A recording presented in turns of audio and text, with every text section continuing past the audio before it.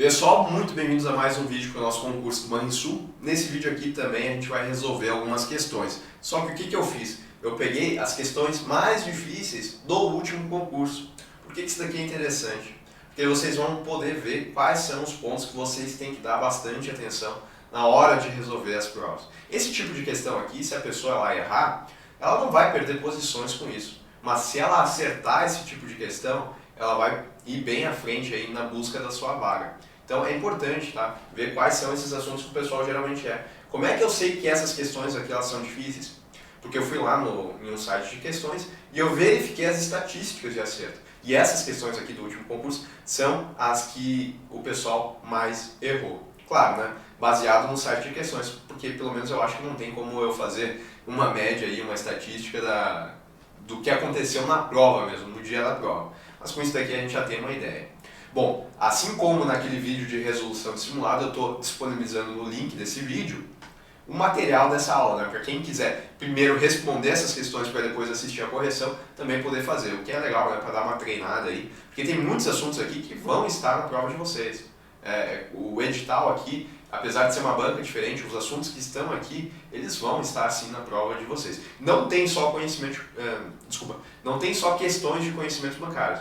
Tem questões também de outras matérias, tá? Mas a maioria a gente vai ver que é de conhecimentos bancários.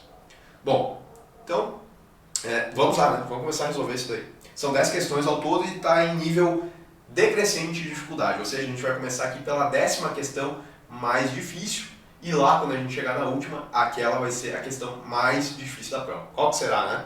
Suspense aí. Bom, vamos lá. O Fundo Garantidor de Crédito, o FGC, ele administra o mecanismo de proteção aos depositantes e investidores no âmbito do Sistema Financeiro Nacional e, sob certas condições, garante a cobertura ordinária sobre... Olha que legal essa questão. Ela não quer saber qual que é o valor de cobertura do FGC. Ela quer saber quais são os ativos que são protegidos pelo FGC. E, de maneira geral, quais são esses ativos? É depósito à vista, é depósito a prazo. E aí tem vários depósitos a prazo, né? Tem CDB, tem RDB, tem letras de câmbio, tem LCA, tem LCI. Mas, mais importante do que saber quais são os que estão cobertos pelo FGC, tem que saber aqueles que não estão cobertos. E quais são os principais que caem em prova? Previdência privada e fundos de investimento. Tem que saber que esses dois tipos aqui, eles não estão cobertos pelo FGC. Eu ainda colocaria aí ações também, né? Que não estão cobertas pelo FGC. Bom, apenas relembrando aí para quem não está se ligando no que a gente está falando, o FGC ele é um fundo que vai garantir os depósitos em instituições financeiras caso elas não tenham condições de fazer o pagamento, caso elas venham a ser liquidadas judicialmente ou extrajudicialmente. Ou seja, eu, por exemplo, coloquei na minha conta corrente o valor de R$100 mil. Quando eu for sacar esse dinheiro, a instituição ela tem que me pagar os R$100 mil, porque esse dinheiro é meu. Se ela vier a quebrar, quando eu for lá fazer o saque, eu não vou conseguir fazer o saque, porque a instituição quebrou. Mas aí, como o meu dinheiro estava no depósito à vista, numa conta corrente, o Fundo Garantidor de Crédito, até um determinado limite, e esses R$100 mil está dentro desse limite, eles vão me fazer o pagamento. Tá? Então, o limite, apenas aí a título de conhecimento, porque não é o objetivo dessa aula focar nisso, é de 250 mil por pessoa, por instituição financeira e por conglomerado financeiro. E ainda tem um outro limite, que é de 1 milhão a cada 4 anos. Essa é a chamada cobertura ordinária. Porque ainda tem a extraordinária, que é de 40 milhões para depósitos com garantia especial. Mas aí é outro caso. Bom, então quais são os ativos, né, que estão cobertos pelo FGC? Vamos ver. Depósitos à vista, a chamada conta corrente, está. Valores aplicados em previdência privada, VGBL ou PGBL, não estão. Então, notem que já é aqui um exemplo do que eu falei para vocês, né? Isso daqui está fora, alternativa A errada. Depósitos sacáveis mediante aviso prévio e letras de câmbio. Percebam aqui que eles quiseram dar uma dificultada na alternativa, né? Porque esse aviso prévio, esse depósito aqui, ele é uma espécie de conta corrente, então está coberto. Letras de câmbio também estão cobertas. Alternativa correta na letra B. Letra C, depósitos a prazo, com ou sem emissão de certificado. É o caso do CDB, que é um certificado de depósito bancário, e do RDB, que é um recibo de depósito bancário. Nesse caso não tem o certificado. ambos estão cobertos pelo FGC, então correto até aqui. Agora, depósitos judiciais, não. Então, errado a letra C. Letras de crédito do agronegócio, sim. Cotas de fundo de investimento, o que eu falei para vocês? Não estão. Operações relacionadas ao programa de interesse governamental, instituídos por lei. Aí o examinador acho que deu uma viajada aqui, né? Não tem nada a ver, não estão cobertos. E a poupança, sim, né? Então percebam aí que, com a exceção da letra B, que era a correta, ele nos colocou aqui nas alternativas tipo de depósito que estava coberto e outro que não estava. Notem que essa questão aí, apenas 44% das pessoas a acertou. Isso representa 2.805 pessoas que resolveram essa questão. Claro, no conforto de sua casa, né, depois de ter feito a prova aí. Lá na hora da prova, talvez esse índice tenha sido maior, quem sabe, né?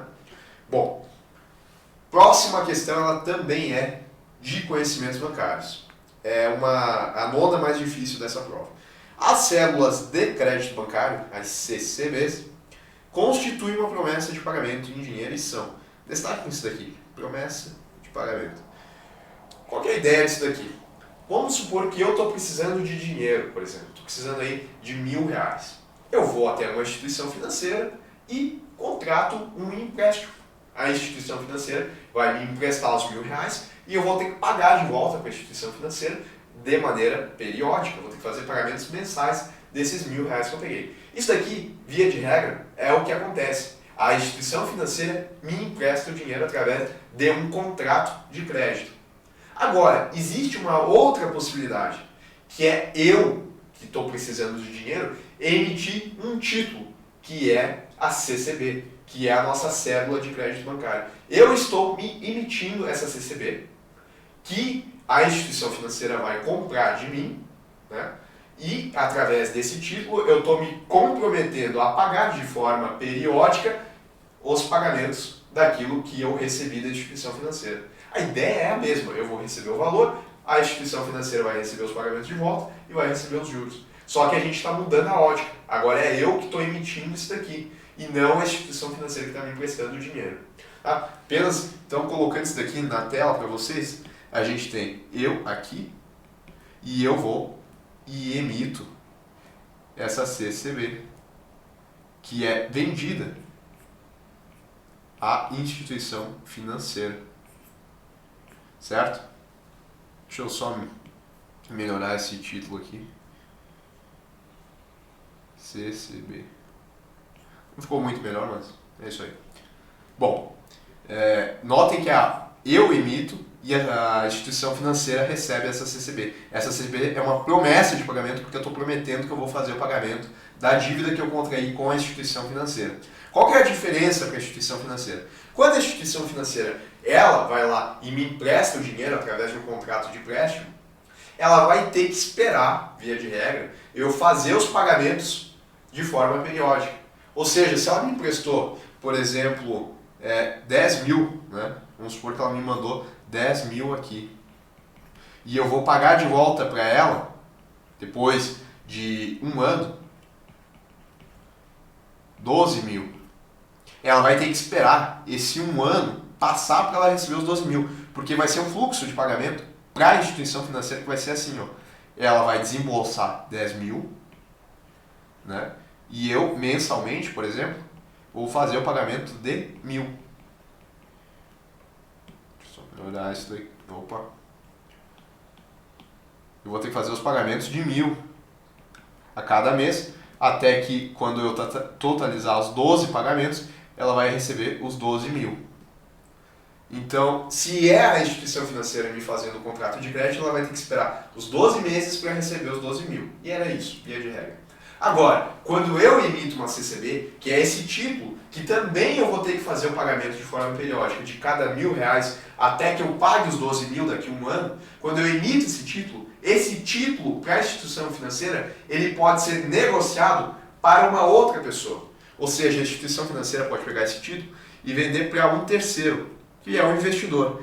Ela vai pegar a CCB e vai vender para esse cara. Mas por quanto que ela vai vender? Bom, ela desembolsou 10 mil, por exemplo, e vai receber 12. Então, ela pode vender a 11. ela pode fazer isso daqui antes de começar os pagamentos. Vamos supor que ela fez aqui, nesse momento aqui, antes do primeiro pagamento. Ela vai receber 11 mil aqui. E era isso, ela recebe à vista, ela não precisa esperar mais os 12 meses. Enquanto que o investidor que comprou esse título a 11 mil, ele vai receber os 12, só que ele vai ter que esperar 12 meses. A diferença é que o investidor, ele quer remunerar o seu valor, ele quer obter um rendimento de forma periódica. Então ele está disposto a esperar esses 12 meses. A instituição financeira não, ela já quer receber hoje para poder emprestar mais dinheiro. Então ela antecipa. Percebam que é um tipo de negociação em que todo mundo se beneficia. A instituição financeira ela não vai ter que esperar os 12 meses. Eu aqui vou ter contraído a dívida, né, mas vou ter recebido o valor emprestado e vou ter que pagar em 12 meses. E o investidor aqui que ele deseja obter uma remuneração com o dinheiro que ele tem sobrando, ele vai desembolsar 11 e vai receber 12. Então todo mundo ganhou nessa jogada aqui. Tá? Bom, isso aqui é a ideia da CCB. O principal ponto para essa questão é saber que ela pode ser negociada a um terceiro e que ela corresponde a essa forma de pagamento. Bom, vamos às alternativas então. Na verdade, né, são assertivas. Primeira assertiva. A CCB são títulos executivos judiciais que representam dívida em dinheiro certa, líquida e exigível. Estaria tudo correto, tudo bonito, se ao invés de judicial aqui, estivesse escrito extrajudicial. Bom, mas por quê? Um título executivo judicial é quando um juiz, em uma decisão de sentença de tribunal, por exemplo, ele decide que uma das partes tem que fazer um pagamento à outra. Esse pagamento, ele vira um título executivo, porque tem que executar essa dívida, e ele é judicial. Mas por que ele é judicial? Porque ele foi dado em âmbito judicial. Foi um juiz que determinou esse título. Agora, eu pergunto para vocês, essa negociação aqui que a gente colocou no nosso exemplo, ela aconteceu em âmbito judicial? Foi um juiz que estabeleceu que eu deveria pagar para a instituição financeira os 12 mil dessa promessa em dinheiro? Não. Quem estabeleceu essa negociação aqui foi eu e a instituição financeira. Nós concordamos dessa forma de que esse título, a CCB, ela ia representar uma dívida em dinheiro certa, líquida e exigível. Por essa razão, como nós não estamos no âmbito judicial, ou seja, a gente está fora do âmbito judicial, extrajudicial, esse título ele é um título executivo extrajudicial. Essa é a definição, então, de uma CCB. Tem que estar ligado nessa definição, porque pode cair em prova. Então, errada, né? Nossa alternativa 1. Assertiva 1. Eles são lastreados em uma operação de crédito de qualquer modalidade. Sim, né? Porque esse fluxo aqui de pagamento que a gente colocou é justamente uma operação de crédito. Correta a assertiva 2. São isentos de imposto de renda sobre os rendimentos quando adquiridos por pessoa física. Agora, olha que legal. Essa assertiva 3, ela não está perguntando sobre a instituição financeira. Ela está perguntando sobre esse investidor aqui, que comprou a CCB por 11 mil e vai receber os 12 mil. Percebam que o ganho dele foi a diferença entre 12 menos 11. Ou seja, esse investidor ele recebeu 1.000. Esse foi o ganho dele, a base de cálculo para imposto de renda. Isso daqui é isento de imposto de renda? Não, não é isento. Eu trago essa informação para vocês agora. É uma operação de renda fixa e ela é tributada como a maioria dos rendimentos de renda fixa, pela tabela regressiva, que é aquela que começa em 22,5%, 20%, 17,5% e 15%, a depender se é de 0 a 180 dias, de 181 a 360, de 361 a 720 ou acima de 720. Não vou colocar aqui ela para vocês, porque depois a gente estuda em momento oportuno. Apenas saibam que isso daqui é tributado de acordo com a tabela regressiva de imposto de renda. Então, errada quando ela nos traz que não é. A alternativa certa dessa questão, porque ele pede o que está correto, é a letra E, 2 apenas. Questão aí um pouquinho mais difícil, eu acho, até em relação ao FGC aqui, eu acho que é um pouquinho mais difícil, assim, 44% das pessoas a acertar. Outra questão aí de conhecimentos bancários, pergunta sobre o Sistema Especial de Liquidação e Custódia, o SELIC. Bom, ele é uma das denominadas infraestruturas do mercado financeiro, IMF, por meio do qual Por que o pessoal erra esse tipo de questão? Porque o pessoal confunde o que é o Selic com o que é a Selic. A Selic, ela é a taxa de juros básica da economia brasileira. É ela que serve como um parâmetro para outras taxas de juros. Atualmente, por exemplo, a taxa Selic ela tem 13,75% ao ano. E isso vai balizar as operações de crédito como um todo no país. Essa taxa, nós dizemos que ela é definida pelo Copom, quando na verdade define a meta para essa taxa. Mas a ideia é essa. Por que ela recebe o nome de Selic? Porque ela é apurada no Selic, que é um sistema. Esse sistema ele é responsável por, principalmente, liquidar e custodiar apenas títulos públicos federais. O que são títulos públicos federais? São títulos que são emitidos, tal como uma CCB, por exemplo, que é um título emitido, só que são títulos emitidos pelo governo. É um título de dívida emitido pelo governo para financiar as suas dívidas. Eu, pessoa física, posso comprar um título público do governo. Quando eu compro esse título público do governo, esse título passa para o meu nome. Esse passar para o meu nome, essa transferência que acontece para o meu nome, ela é uma liquidação. E essa liquidação, ela acontece no Sistema Especial de Custódia, que é de liquidação de custódia, que é o Selic, certo?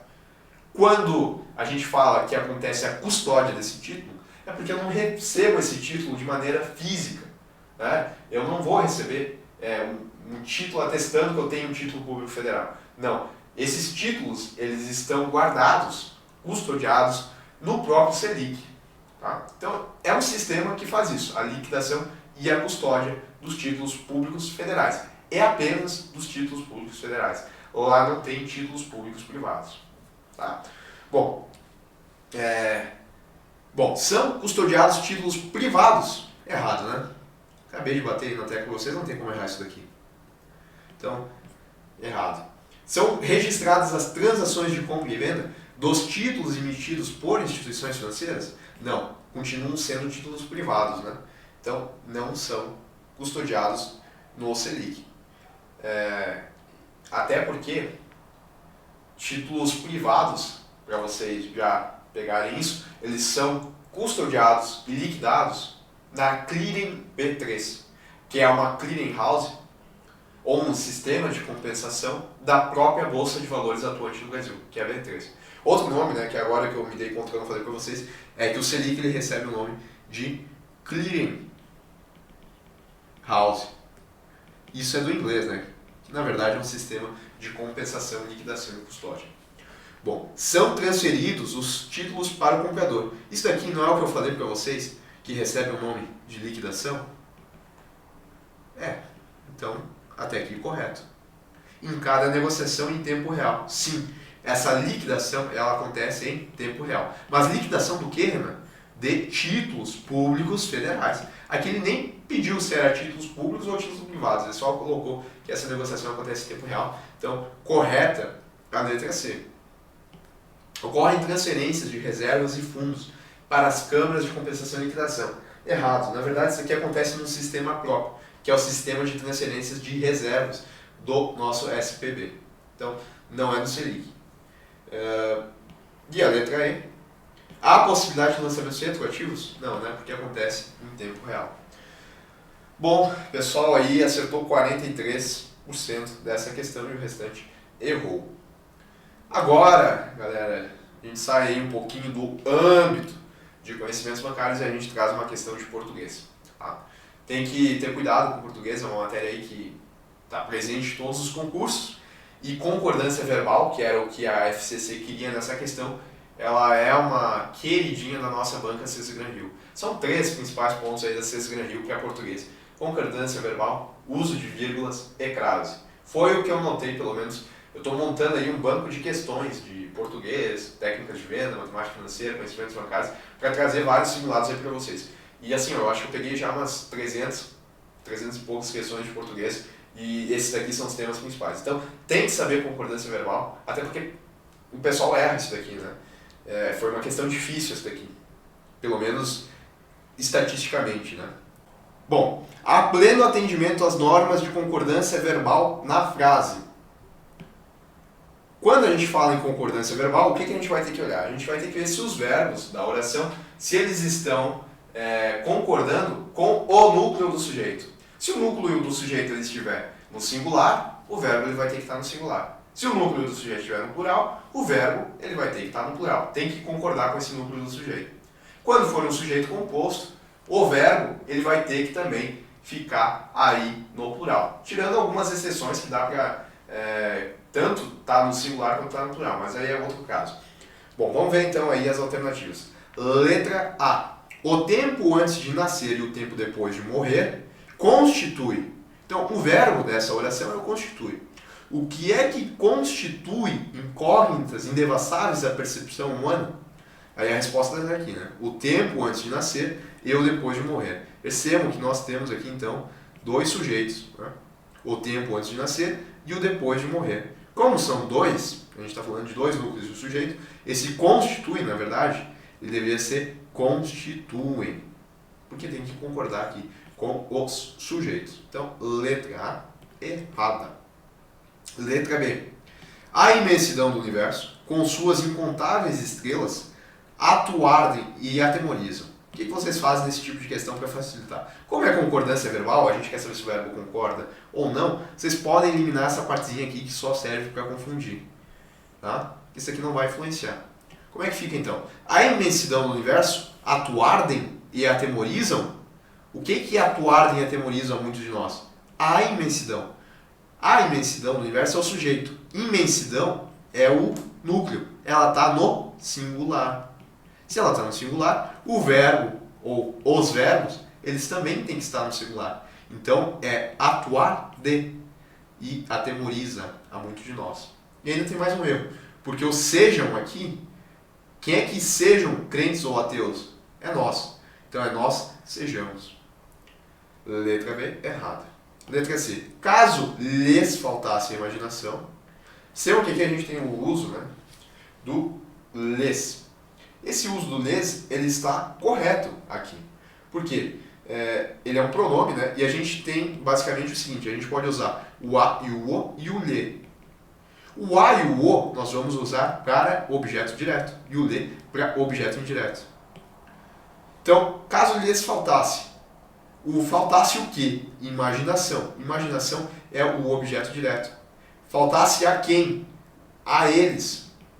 Esse a eles é o objeto indireto porque trouxe a preposição a aqui. Então está correto sim a gente substituir por lhes. Então beleza, até aqui beleza.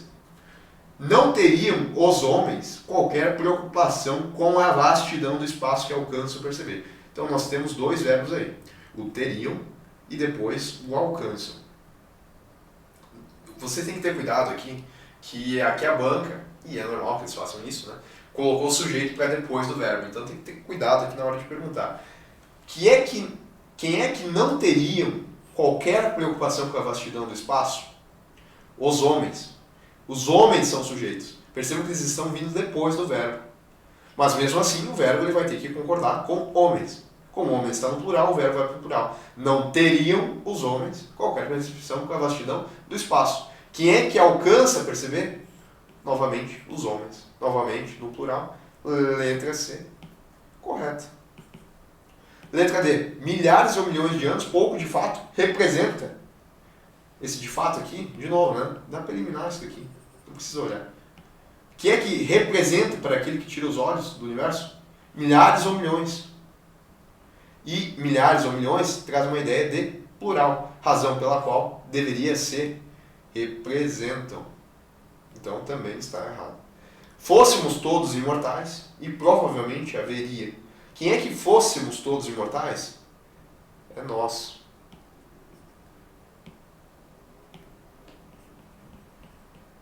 Tá? Nós fôssemos todos imortais e provavelmente haveria. Bom, cuidado, né? O verbo haver, a gente sabe que na maioria das vezes ele é verbo impessoal. Ele não flexiona.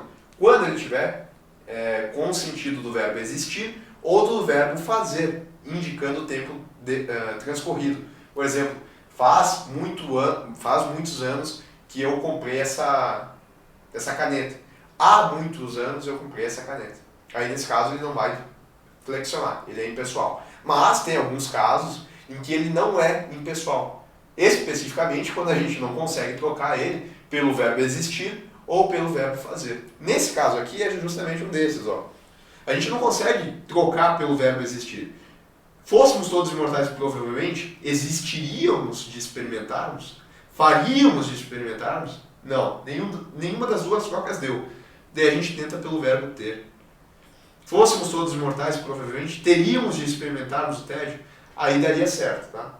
Bom, nesse caso, então, ele não é impessoal e ele tem que concordar com o sujeito. O sujeito é nós. Então, haveríamos de experimentarmos o tédio. Então, nós fôssemos todos imortais e provavelmente haveríamos de experimentarmos o tédio. Não está assim, então está errado. Deveria estar concordando. Questão aí que ainda na casa dos 40% de acerto. Voltamos agora com conhecimentos bancários. Questão aí sobre bolsas. As bolsas são ambientes físicos ou virtuais organizados para a compra e venda de ações, derivativos e outros valores imobiliários. Sim, porque basicamente quando eu quero comprar uma ação, essa negociação entre eu comprar e a pessoa me vender, isso vai acontecer em âmbito de bolsa de valores. A bolsa atuante no Brasil é a B3. Além de ações também acontece negociação de derivativos e outros valores imobiliários. Para que as transações ocorram, é necessário que funcione de forma harmoniosa toda uma cadeia de serviços de negociação e pós-negociação, o que no Brasil caracteriza o setor como sendo. Ou seja, esse setor de negociações com valores imobiliários em bolsa, ele é como? Ele é verticalmente integrado? E sim, essa é a resposta correta. Questão aí um pouquinho difícil, pessoal, porque esse tipo de definição ele não está na lei, ele não está na regulamentação que trata sobre esse tema. Isso daqui é um entendimento de algum autor que o examinador lá na questão se baseou. E por essa razão é um pouquinho difícil de responder esse tipo de questão. Não acho que a CS Gran Rio tenha esse perfil de buscar questões assim, mas tem que saber algumas coisas dessa questão aqui que vocês têm que levar para a prova porque é importante saber. Tá? Esse verticalmente integrado vem da ideia que tem as partes, deixa eu só colocar nessa caneta, tem as partes, tem a bolsa e tem a CVM, por exemplo. Tem mais sistemas, né? Mas para simplificar, tem as partes aqui negociando a compra e a venda. Essas negociações elas acontecem na bolsa, que também fiscaliza esse mercado aqui, e a CVM, que ainda por cima também fiscaliza. A bolsa faz a autorregulação e a CVM faz a heterorregulação dessas negociações que acontecem aqui. Por isso que é vertical, né?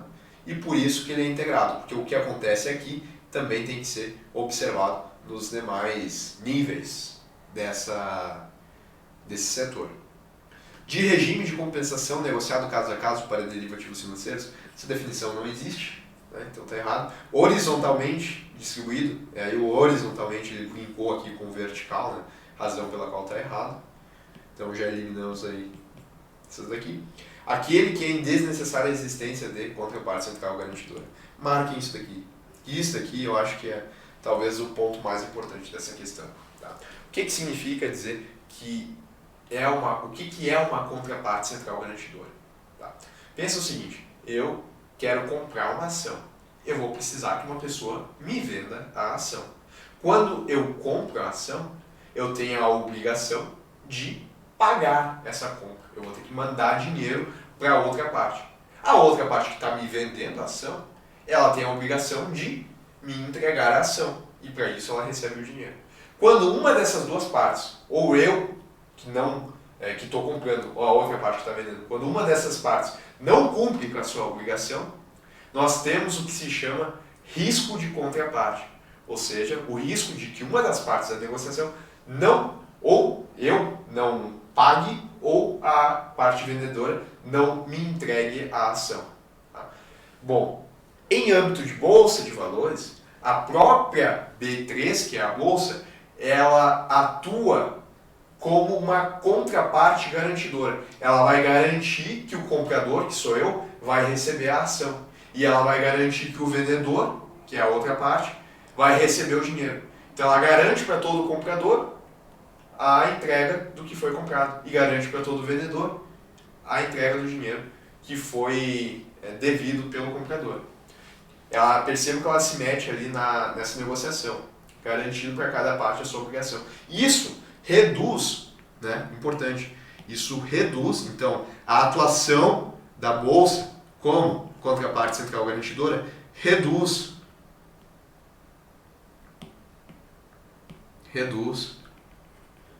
o risco de crédito, de contraparte.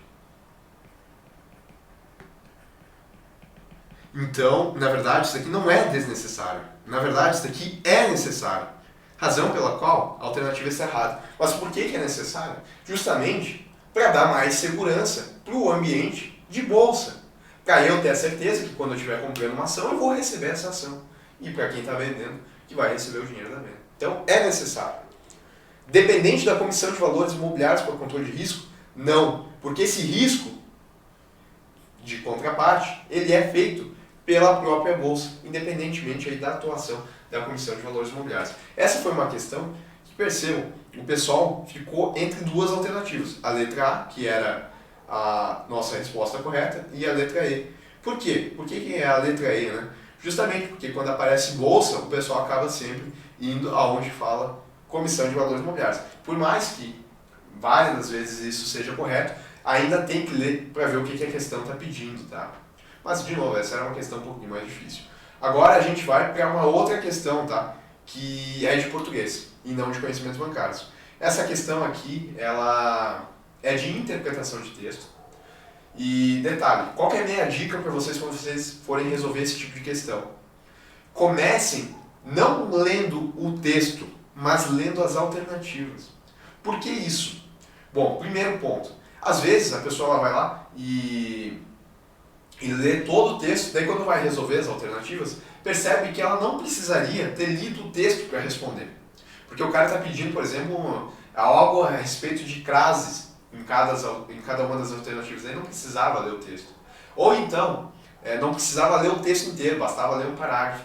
Então não comecem lendo o texto, porque às vezes o texto é gigante e a alternativa se resolve sem que se leia o texto. Ou ainda, tem esse caso aí de que basta ler algum parágrafo. E outro ponto é que quando a gente vai para as alternativas, e depois precisa voltar para o texto para ler, quando a gente está lendo aqui as alternativas, a gente já está gravando algumas coisas que estão sendo pedidas. E daí quando a gente for ler o texto, isso daqui vai pipocar lá na hora que a gente estiver lendo, e a gente já vai ficar mais atento. Agora, se a gente pegar e ler primeiro, e depois for para as alternativas, talvez a gente vai ter lido, depois a gente vai para as alternativas e ainda vai ter que voltar a ler de novo. E aí vai perder tempo. E tempo não é uma coisa que se dá para perder em prova de concurso público.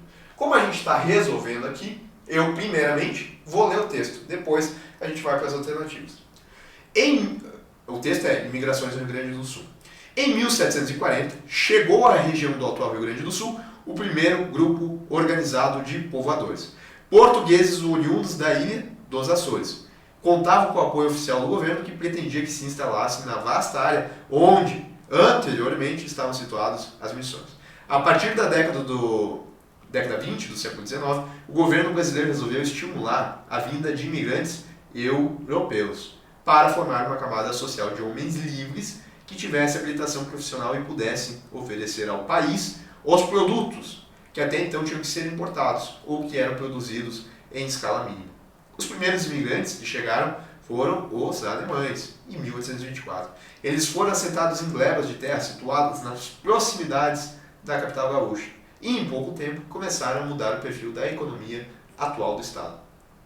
Primeiramente, eles introduziram o artesanato em uma escala que até então nunca fora praticada. Depois estabeleceram laços comerciais com seus países de origem, que terminaram por beneficiar o Rio Grande. Pela primeira vez havia no país uma região em que predominavam os homens livres, que viviam do seu trabalho e não da exploração do trabalho alheio. As levas de imigrantes se sucederam e aos poucos transformaram o perfil do Rio Grande. Trouxeram a agricultura de pequena propriedade e o artesanato. Através dessas atividades, consolidaram o mercado interno que desenvolveram a camada média da população. E, embora o poder político ainda fosse detido pelos grandes senhores das instâncias encharqueadas, o poder econômico dos imigrantes foi aos poucos se consolidando. A questão, ela pede o seguinte: os primeiros imigrantes alemães a se estabeleceram no Rio Grande do Sul. Então marque, porque a questão ela pede sobre os imigrantes alemães. Bom, a gente deixa a alternativa A de lado, que é a resposta, né? E a gente vai ver as demais e vai ver por que elas estão erradas. Promoveram, ou seja, os imigrantes alemães, promoveram a ocupação com apoio governamental de uma ampla região destinada aos estabelecimentos das missões. Cuidado, pessoal, isso daqui não está errado. Só que não é a resposta correta. Não está errado porque isso aqui está no texto. Mas não é a resposta correta porque isso aqui não refere-se a imigrantes alemães. Refere-se aos portugueses. Olha só. Primeiro se chegou com os portugueses. Eles contavam com o apoio oficial do governo e eles se instalaram aonde anteriormente estavam as missões. Então é errado porque não é a nossa resposta. Foram assentados em glebas, aonde já com eficácia se cultivavam produtos que concorriam com os importados? Não, né? Porque notem aqui no texto que justamente a ideia de trazer os imigrantes foi para que eles pudessem oferecer ao país os produtos que até então tinham que ser importados. Ou seja, não existia uma produção aqui. Ou que eram produzidos em uma escala mínima. Então não existiam esses produtos aqui que concorriam com os importados. Resposta errada. Alteraram a qualidade e a quantidade dos produtos artesanais locais, o que se infletiu na economia da região. Eles alteraram a qualidade e a quantidade dos produtos artesanais locais? Bom, essa alternativa é até um pouquinho polêmica, né? Tanto é que o pessoal marcou bastante isso daqui. Mas ela está errada, pelo menos a banca entendeu como errado, porque diz assim no texto que eles introduziram o artesanato em uma escala que até então nunca foi praticada. Ou seja, se nunca foi praticada antes, então não tinha como eles alterarem a qualidade, pelo menos. Né? A quantidade até tudo bem, eu acho, mas a qualidade não teria como eles alterar porque nunca foi praticada dessa forma. Então, letra D é errada. Representaram o ingresso no mercado de trabalhadores qualificados e modernizaram a produção industrial? Não, eles disseram que era a agricultura de pequena propriedade e o artesanato. Não tem nada de industrial aí, né? É trabalho mais manual. Então, com isso, a gente sabe que sobra a letra A. E por que ela está correta, né? Eles constituíram uma alternativa ao trabalho escravo? Sim, isso aqui está no texto, quando diz assim, que pela primeira vez havia no país uma região que predominava homens livres, que viviam de seu trabalho, e não da exploração do trabalho alheio. Porque antes deles, o que se tinha era a exploração do trabalho alheio, ou seja, escravos. Eles acabaram, então, por serem uma alternativa ao trabalho escravo. Além disso, eles alteraram com o tempo a fisionomia econômica do Estado. Está aqui, ó. Eles começaram a mudar o perfil da economia atual do Estado. Percebam aí que, como eu falei para vocês, o pessoal ficou entre a letra A, que era a correta, e a letra D, que é justamente isso aqui, da qualidade e da quantidade. Agora a gente volta para mais uma questãozinha aí de conhecimentos bancários. O que a gente tem nessa questão aqui? A gente tem aí sobre arrendamento mercantil, fomento mercantil, ou leasing, tá? Bom, quando o contratante recebe à vista, pela cessão para as empresas de fomento mercantil, dos seus direitos creditícios gerados pelas vendas de seus produtos ou serviços realizados, arca com o diferencial financeiro entre o valor de face e o valor de aquisição. Bom, para explicar isso, né, a gente primeiro tem que entender o que as empresas de fomento mercantil elas fazem. Bom, agora a gente vai trabalhar com a mesma ideia da CCB que a gente viu há pouco tempo atrás. Só que a gente não está pensando, eu como pessoa, indo lá e contratando o crédito com a instituição financeira. Agora a gente está pensando em uma empresa. Né? Pensa assim, que a gente tem uma empresa, certo? E essa empresa, ela vende produtos. Vamos supor aí que ela vende, por exemplo, um celular, certo? Aí. Ela vende um celular. Bom, quando ela vende esse celular, ela pode vender esse celular à vista, ou ela pode vender ele parcelado. Se ela vender parcelado, a gente já sabe que ela vai ter um fluxo de pagamento, aonde vai ter o desembolso aqui do celular, e ela vai receber de forma periódica os pagamentos. Né? Que alguém aqui adquiriu esse telefone, ou seja, essa pessoa comprou o telefone e para isso ela está fazendo o pagamento. Isso daqui, esse fluxo de pagamento que está entrando para a empresa mês a mês, ele é um direito creditório, ou direito creditício, né, que a questão coloca ali, Direito creditório. Por que ele é um direito creditório? Porque ele é um direito que essa empresa ela tem de crédito contra essa pessoa aqui. Via de regra, para a empresa ela receber os valores aqui, vamos colocar valores, né, para ficar mais fácil para a gente entender. Pensa o seguinte, pensa que a gente vai ter os mesmos 12 mil de antes, tá? O preço à vista do celular seria 10 mil, só que como ela parcelou, ela vai receber 12, então mês a mês vai receber R$1.000. Quando eu coloco o K, né, é porque é 1.000, tá? E ao todo, então, vão ser 12 mil. Esses 12 mil é o que ela vai ter que esperar para receber até o fim da totalidade dos pagamentos. Mesma ideia lá da CCB. Ela vai ter que esperar os 12 meses para receber isso daqui. Só que ela pode antecipar esses valores, né? Como é que ela faz isso? Ela pode vender esse direito creditório para uma empresa de fomento mercantil. Aí, vamos colocar aqui, né, a empresa de fomento mercantil. Empresa de fomento, de fomento mercantil. Ela vai comprar isso daqui, e aí a gente vai colocar que ela vai comprar por 11 mil. E isso vai fazer com que a empresa receba à vista 11 mil. E não tenha que esperar esse tempo aqui de 12 meses para receber os 12 mil. Enquanto que a empresa de fomento mercantil ela vai receber esses 12 mil, mas para isso ela vai ter que esperar o tempo. Bom, vamos agora ler de novo a alternativa. Aliás, ler o enunciado para ver se ficou claro. Quando o contratante recebe à vista, ou seja, quando a empresa ela recebe à vista esses 11 mil aqui, esqueçam esses 10, né? Esses 10 aqui eles nem foram utilizados. Bom, então quando o contratante recebe à vista pela cessão para as empresas de fomento mercantil dos seus direitos creditícios, ou seja, a empresa está cedendo esse direito para a empresa de fomento mercantil e para isso ela está recebendo o valor de 11 mil, gerados pelas vendas de seus produtos, sim, pela venda do telefone, arca com um diferencial financeiro entre o valor de face e o valor de aquisição. Esse valor de face e o valor de aquisição, ou melhor, a diferença entre esse valor de face e o valor de aquisição é justamente a diferença entre os 11 mil, que é o que a empresa está recebendo, para os 12 mil, que é o que ela receberia. Então essa diferença de R$1.000, que é o que ela deixou de ganhar, e é a remuneração aqui da empresa de fomento mercantil, ela recebe um nome. E esse nome, aí tem que saber, né? Para resolver essa questão tinha que saber, pelo menos. Não tem nem como chutar. Ele é fator de compra. Então, resposta aí na letra A. O mais importante aqui, eu acho que vocês entenderem essa lógica aqui de como é que funciona a seção do direito creditício, tá? E saber agora que isso aqui recebe um nome. Tem que cuidar porque a gente acaba, às vezes, dizendo que essa negociação ela acontece por uma taxa de desconto, mas essa não seria a resposta correta, tá? O pessoal aqui também, às vezes, pode ficar entre o spread, né? Mas o spread é o lucro da instituição financeira. O lucro bruto, enfim, é a diferença entre o que ela paga para o agente captador e o que ela recebe do agente deficitário. Então, não tem a ver aqui com as empresas de arrendamento mercantil. Sendo que justamente o pessoal falou mais a ideia do spread, né? Bom, resposta correta é a letra A, e agora a gente vai para mais uma questão aí de conhecimentos bancários. As sociedades administradoras de cartão de crédito.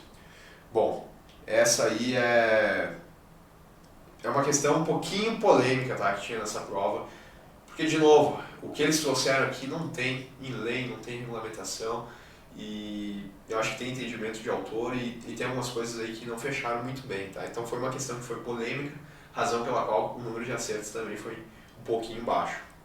Quando a gente está falando de cartões de crédito, a gente tem aí alguns participantes, tá? Tem a pessoa, por exemplo, que é a portadora do cartão de crédito, tem a bandeira do cartão, e a bandeira aí, vocês sabem, né? Pode ser Visa, Master, Elo, Cabal, entre outros. E ainda nós temos também a administradora de cartão de crédito. E aí a administradora de cartão de crédito, via de regra, ela compõe a estrutura de uma instituição financeira.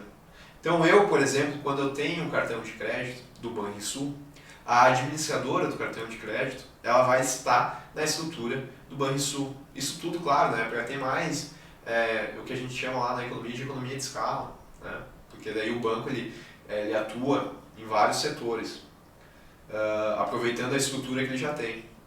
Então, as administradoras de cartão de crédito, via de regra, elas estão na estrutura de uma instituição financeira. E o que elas fazem, essas administradoras de cartão de crédito? Elas basicamente são responsáveis por definir o limite do meu cartão de crédito, por gerar a cobrança de encargos, anuidade, as taxas aí de financiamento do cartão quando não é feito o pagamento. Elas ainda são responsáveis por gerar a fatura do meu cartão de crédito, entre outras atribuições. Percebam que elas são mais operacionais. Já as bandeiras, Visa, Master e Elo, elas são responsáveis aí por cuidar da tecnologia da bandeira do cartão, para saber se os estabelecimentos comerciais aí vão conseguir utilizar as maquininhas e tal, para conseguir utilizar o cartão de crédito. Então, essas são atribuições aí da bandeira. Sempre que vier tecnologia, alguma coisa assim, no enunciado, entendo que é uma atribuição da bandeira. Quando falar em coisas mais operacionais, é de atribuição da administração, da administradora de cartões de crédito. Bom, as sociedades administradoras de cartões de crédito, elas definem limites de crédito? Sim. Definem encargos? Sim. Para financiar diretamente os seus clientes? E o erro está aqui, porque não é diretamente. Quem financia nesse caso não é a administradora, é a própria instituição financeira. Então, se tivesse aqui de maneira indireta, talvez estivesse correto, mas direto, a banca entendeu que está incorreto, porque seria a instituição financeira e não a administradora em si que está financiando. E como é que vem esse financiamento? É justamente aí pelo limite que é concedido para o cliente. Se ele não fizer o pagamento do cartão de crédito, da fatura, ele vai entrar em dívida. E essa dívida, na verdade, é um financiamento, porque é um dinheiro da instituição que está sendo utilizado para fazer o pagamento das compras que o cara fez e não pagou na fatura do cartão. Mas quem fornece esse dinheiro é a instituição financeira. Bom, errado aí então a nossa alternativa A. Letra B. São empresas financeiras que emitem cartões próprios ou de terceiros. Bom, na verdade, elas recebem o nome de instituições de pagamento. E por isso a B está errada, porque elas não são empresas financeiras. O detalhe que eu falei é que essa questão é polêmica.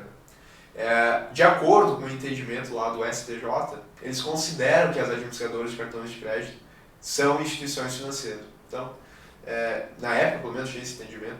E notem que, se a gente for para um lado, dá para entender que sim. Se a gente for para o outro lado, que é o outro lado da regulação e tal, elas não são consideradas instituições financeiras. Daí, por essa razão, acaba sendo polêmico, né? Porque, teoricamente, poderia ter duas respostas, a depender do entendimento. Como ele não cobrou qual entendimento que ele queria, é passível aí de anulação, pelo menos a gente entende assim. Então, letra B foi dada como errada.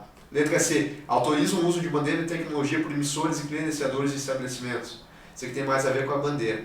São responsáveis pela aceitação dos cartões no âmbito nacional e, se for o caso, internacional. Errado. Porque isso aqui também é uma atribuição mais da bandeira. Representam portadores perante instituições financeiras para obtenção de financiamento.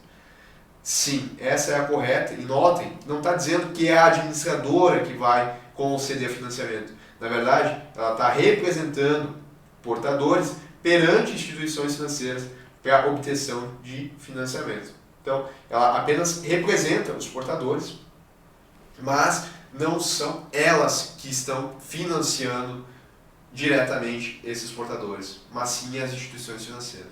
Então, essa era a correta.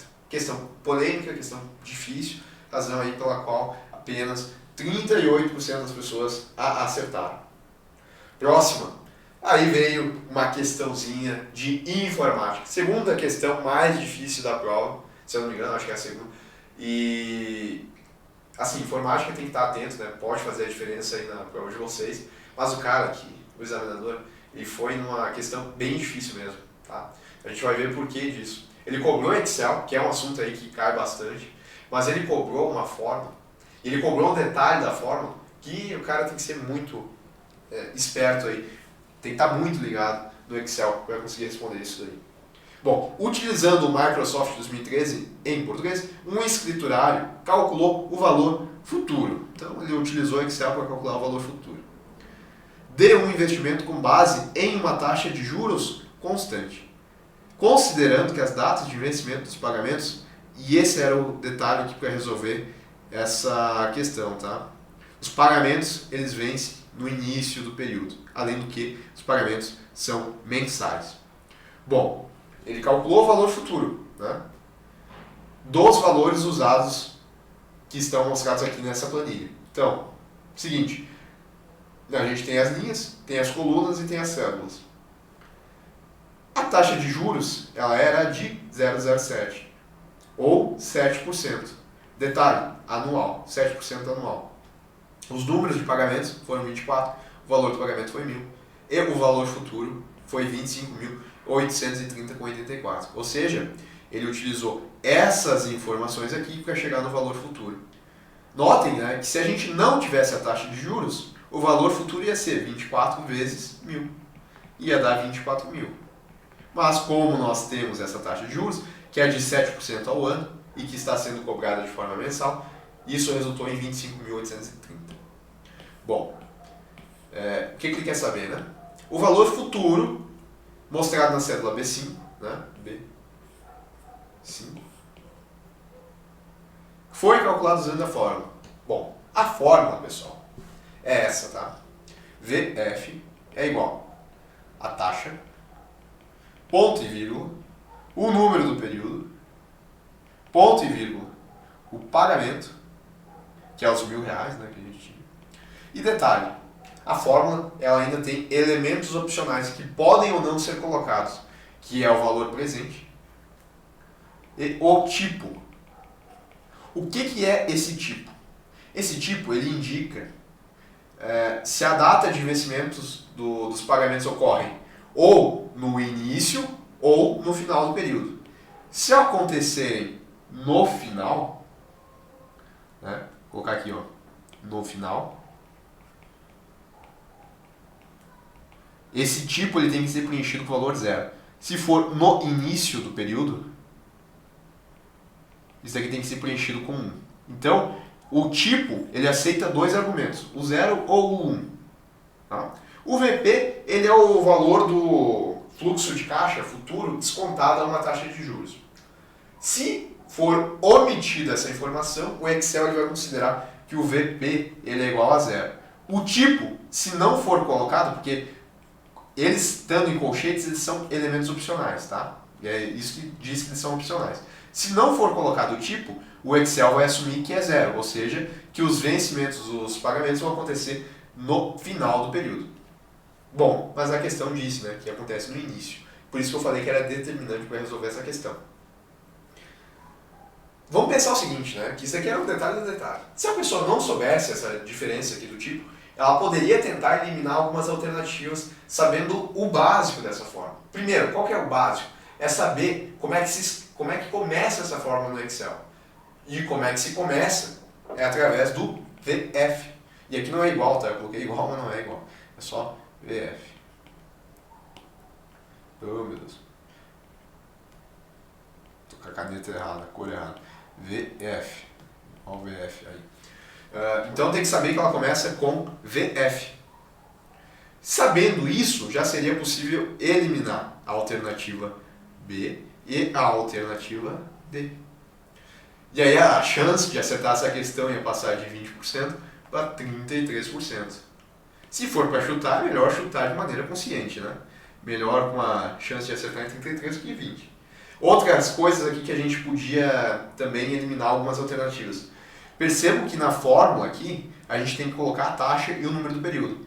Se a gente colocar a taxa tal como está aqui, 0,07, que é a mesma coisa que 7%, se a gente colocar aqui 7% e colocar o número de períodos 24, é como se a gente estivesse dizendo que essa taxa ela é mensal de 7%. E está errado, porque a taxa ela é anual. Então a gente vai ter que tirar essa taxa do ano e colocar ela para mensal. Como é que a gente vai tirar os 7% ao ano para colocar em mensal? A gente vai ter que dividir isso daqui por 12. Tá? E ele falou constante, né? Por isso que a gente só faz a divisão aqui. e não faz uma exponenciação. Então, vai ser 7 dividido por 12. Não poderia isso daqui trazer o 7 de maneira direta. Razão pela qual a gente consegue eliminar a letra A, porque aqui ela trouxe o B2, e o B2 é o 7. Então ela trouxe 7, 24, 1000 e o 0, né? Então estaria errado porque ela não fez essa divisão, ela está considerando 7% ao mês. Com isso, a nossa chance de acertar essa questão passou de 33% para 50%, olha só.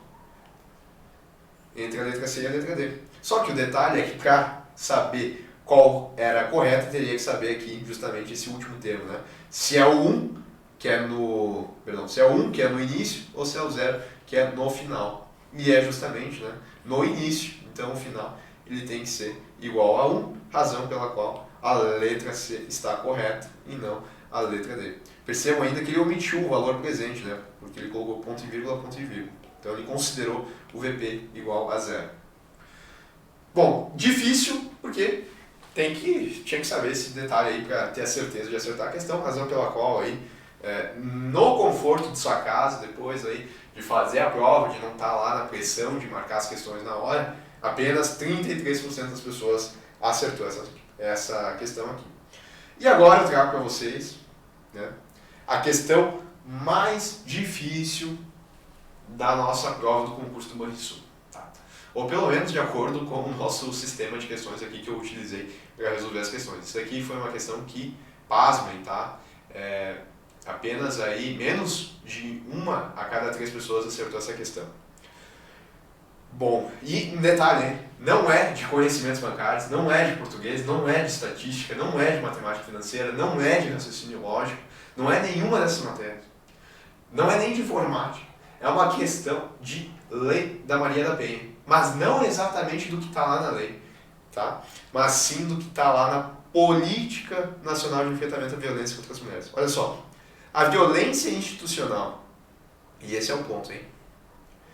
Abarcada na definição de violência contra as mulheres, adotada pela Política Nacional de Enfrentamento à Violência contra as Mulheres, na verdade, né, na definição, isso aí, é considerada nesse documento, em termos gerais, como aquela. Basicamente, ele está pedindo, então, o que é a definição de violência institucional, né?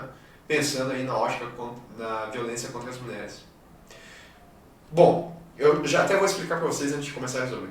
A violência institucional contra as mulheres é aquela que é praticada pelo próprio Estado ou pelos seus agentes públicos. Ou então, não que é praticada por eles, mas que é tolerada por eles. Ou seja, eles são omissos, eles deixam acontecer a violência. Então essa é a violência institucional. Ou é o poder público realmente praticando a violência, ou então se omitindo e permitindo que a violência aconteça. Essa é a definição de violência institucional, tal como está pedido aí no enunciado da questão. O pessoal tinha que saber isso, senão ia confundir. Porque olha só, olha a letra B. Suportada pelas mulheres no âmbito das instituições. Violência institucional, âmbito das instituições. Não parece que casa? Parece, né? Públicas ou privadas, nas quais se encontram inseridas, como família, escola, igreja, empresa. Eu pergunto para vocês, essa alternativa B, ela tem um erro grotesco? Não. Isso aqui é uma definição de violência. Só não é a definição de violência institucional, tal como está adotada ali na Política Nacional de Enfrentamento de Violência contra as Mulheres. É uma definição de violência, só não é a que a gente quer. Então não tem um erro grotesco, é muito fácil acabar marcando essa alternativa aqui, por exemplo. Ou ainda, institucionalizada, ou seja, violência institucional institucionalizada nas relações sociais de modo a tornar invisíveis e naturais as práticas discriminatórias baseadas no gênero. A gente está falando de violência contra as mulheres, baseadas no gênero, institucionalizadas nas relações sociais. Também casa, mas não é a definição que a gente quer. Que produz sofrimento físico ou psicológico baseado no gênero, de novo, ou etnia, a mulheres recolhidas em instituições penais, correcionais ou manicomiais. Então, de novo, né, são definições, mas não as que a gente quer. Deixa eu só trocar aqui a caneta que vai ficar melhor. Bem, suportada pela mulher em seu local de trabalho, institucional, local de trabalho, envolvendo assédio sexual, agressão física e abuso psicológico. Também não. Tá? Porque eu já defini para vocês, né? Daí fica fácil marcar a letra A, que é aquela que é perpetrada ou então tolerada pelo Estado ou seus agentes aonde quer que ela ocorra. Resposta correta, então, letra A. Só que, de novo, não tem um erro grotesco nas alternativas. É por isso que torna essa questão tão difícil, porque o cara teria que saber justamente o que está lá no que foi adotado nessa política nacional de enfrentamento à violência contra as mulheres. E a resposta estava ali na letra A. Percebo que, como eu falei para vocês, apenas 31% das pessoas acertaram essa questão. Talvez o índice de acerto lá na hora da prova tenha sido menor ainda. Bom, e não foram poucas pessoas, né? Foram 3.700 pessoas que acertaram essa questão. Então significa que 7.000, pelo menos, aí, erraram. Pessoal, a gente termina assim então essa aula. Achei legal trazer isso daí das questões difíceis do último concurso, porque daí vocês começam a ter uma ideia aonde vocês têm que olhar com mais carinho alguns pontos que o pessoal costuma errar. A questão ali do Selic em conhecimentos bancários tem que saber essa definição assim, de maneira muito clara, porque isso daqui é fácil de confundir e cai bastante em prova, então tem que saber. Agora, talvez alguns termos ali que a gente viu pode ser que não caiam em prova, CCB, que é um negócio mais específico, arrendamento mercantil, cartão de crédito eu acho interessante de cair, mas mesmo que eu aqui esteja achando que talvez alguns temas não caiam, muito provavelmente esses temas aqui eles vão estar no edital e vão poder cair na prova. Então tem que ficar atento, tem que saber de tudo, né? Principalmente se quiser passar em primeiras posições. Então é isso, pessoal. A gente fica aí, fiquem de olhos nas próximas aulas. Mais pra frente eu vou trazer vários simulados, não só de conhecimentos bancários, mas também de outras matérias para a gente ir treinando. Abraços e até mais.